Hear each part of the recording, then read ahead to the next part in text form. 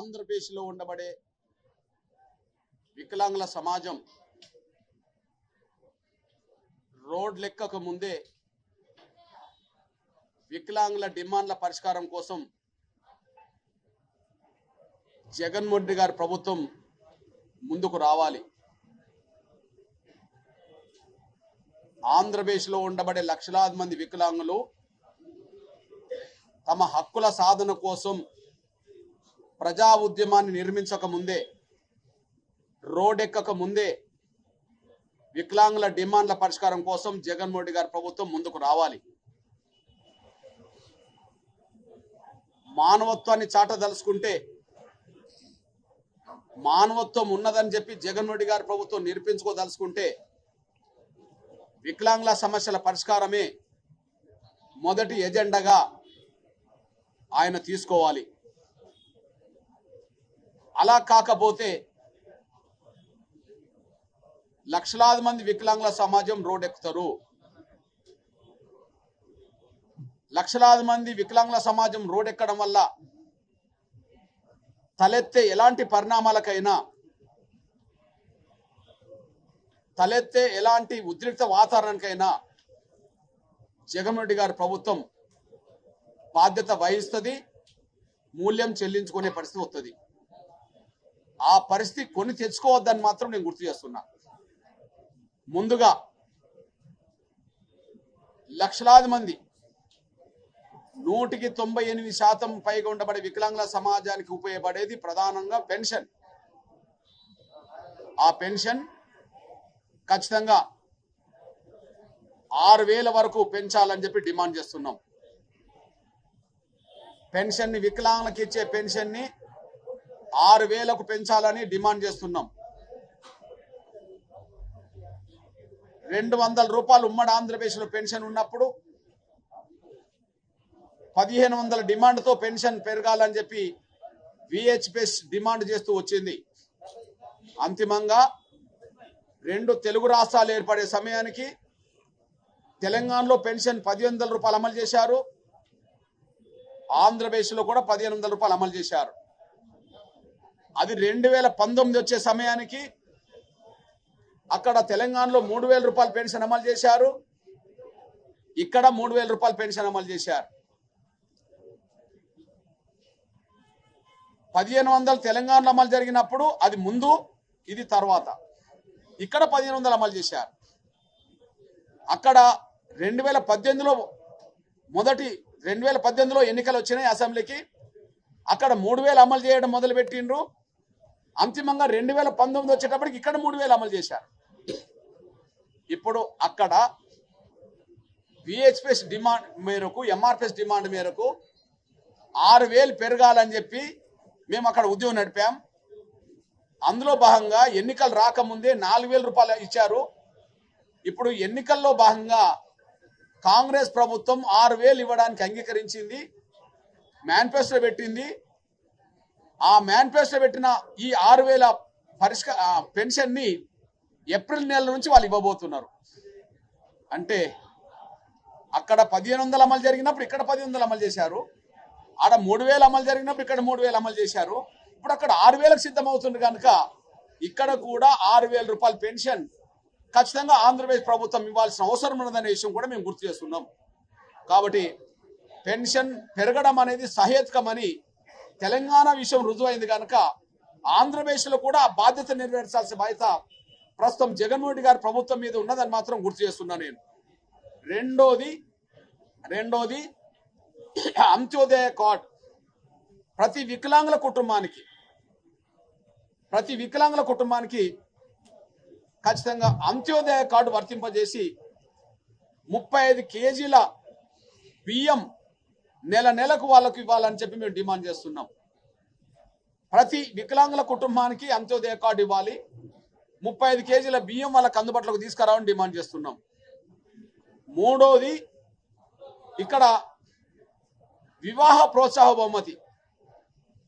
ఒకనాడు మా విహెచ్పిఎస్ ఎంఆర్పిఎస్ ఉద్యమం మొదలు కాకముందు 3,000 ఉండే. 2007లో 3,000 పెన్షన్ని తర్వాత 50,000 పెంచేటట్టు చేశాం, తర్వాత 1,00,000 పెంచేటట్టు చేశాం, ఇప్పుడు 1,50,000 పెండింగ్ చేశాం. కాకపోతే తెలంగాణకు ఇక్కడికి ఒక తేడా ఏంటంటే ఆడ వికలాంగుల ప్రోత్సాహ బహుమతి ఎలాంటి కండిషన్స్ లేకుండా ఎలాంటి విద్యార్హత లేకుండా అందరికి అమలు చేస్తున్నారు. కానీ ఇక్కడ వివాహ ప్రోత్సాహ బహుమతిని అందరికి అందించకుండా ఒక కుట్ర జరిగింది.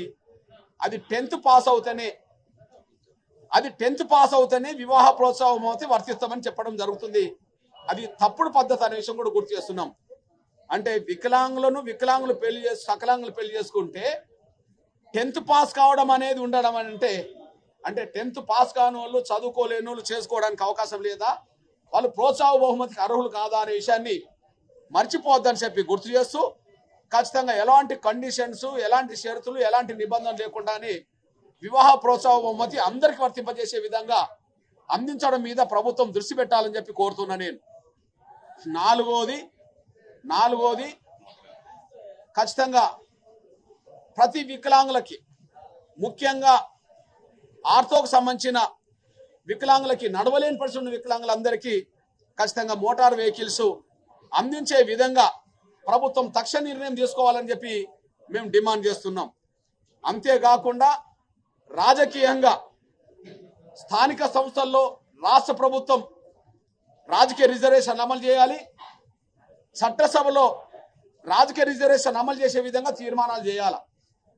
కాబట్టి వికలాంగుల సమాజం పక్షాన ఏ డిమాండ్లు అయితే పెడుతున్నామో టోటల్ డిమాండ్లను పరిష్కరించే దిశగా జగన్మోహన్ రెడ్డి గారి ప్రభుత్వం ముందుకు రావాలని చెప్పి మేము కోరుతూ మా ఆకాంక్షని, మా ఆవేదనని ప్రభుత్వం ముందు పెట్టడానికి ఆంధ్రప్రదేశ్లో ఉండబడే లక్షలాది మంది వికలాంగుల ఆవేదనని, ఆకాంక్షల్ని, డిమాండ్లని జగన్మోహన్ రెడ్డి గారి ప్రభుత్వం ముందు పెట్టడానికి చలో అమరావతి పిలుపునిస్తున్నాం.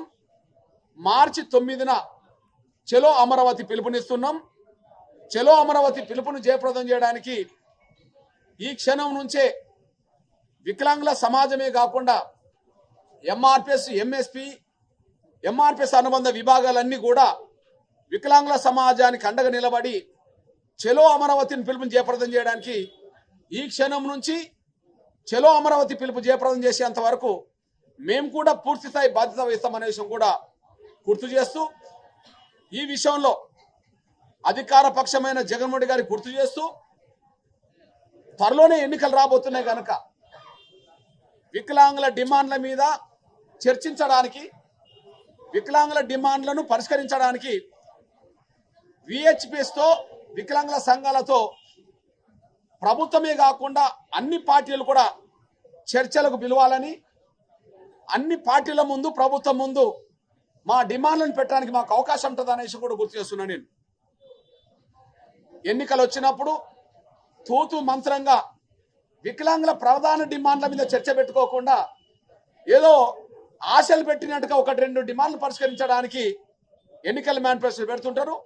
అట్లా కాకుండా ఎన్నికల మేనిఫెస్టోలు రూపకల్పన చేసే సమయంలోనే విహెచ్పిఎస్ తోటి, వికలాంగుల సంఘాలతోటి ఇటు వైసీపీ పార్టీ పరంగా చర్చలు జరపాలి, అదే సమయంలో టీడీపీ చర్చలు జరపాలి. అంతో కొంత అప్పుడప్పుడు వికలాంగుల సమాజం పట్ల కొంత సానుభూతి ప్రకటించే జనసేన అధినేత అనబడుతున్న సోదరులు పవన్ కళ్యాణ్ గారు ఈ విషయంలో చర్చలు పెట్టాలి. అదే సమయంలో కాంగ్రెస్, బీజేపీ, సిపిఎం పార్టీలు కూడా వికలాంగుల సమాజంతో చర్చలు పెడితే, వాళ్ళ ఆకాంక్షల్ని వాళ్ళ ముందు పెడితే, వాళ్ళ ఆకాంక్షలకు అనుగుణంగా మేనిఫెస్టోలో అంశాలను పొందుపరచాలని చెప్పి మేము విజ్ఞప్తి చేస్తూ, ఈ విషయంలో మొదటిది జగన్మోహన్ రెడ్డి గారి ప్రభుత్వానికి బాధ్యత, రెండోది ప్రతిపక్ష నాయకుడిగా గౌరవ చంద్రబాబు నాయుడు గారి బాధ్యత, అంతో ఇంతో వికలాంగుల సమాజం పట్ల అప్పుడప్పుడు సానుభూతి ప్రకటించే పవన్ కళ్యాణ్ గారి బాధ్యత, అదే సమయంలో బీజేపీ, కాంగ్రెస్ అన్ని పార్టీలు కూడా ఈ బాధ్యత నెరవేర్చాలని చెప్పి వికలాంగుల సమాజానికి అన్ని పార్టీలు, ప్రభుత్వంతో పాటు అన్ని పార్టీలు వికలాంగుల సమాజానికి అండగా నిలబడాలని, అదే సమయంలో మార్చి 9వ తారీఖున జరగబోయే చలో వికలాంగుల గర్జన, చలో అమరావతి వికలాంగుల గర్జనకు అన్ని రాజకీయ పార్టీలను కూడా ఆహ్వానిస్తాం కనుక అన్ని రాజకీయ పార్టీల పెద్దలు కూడా కలిసి ఆహ్వానిస్తాం. అన్ని రాజకీయ పార్టీల పెద్దలు కూడా ఆ వికలాంగుల గర్జనకు రావాలని చెప్పి మేము విజ్ఞప్తి చేస్తున్నాం, పిలుపునిస్తున్నాం.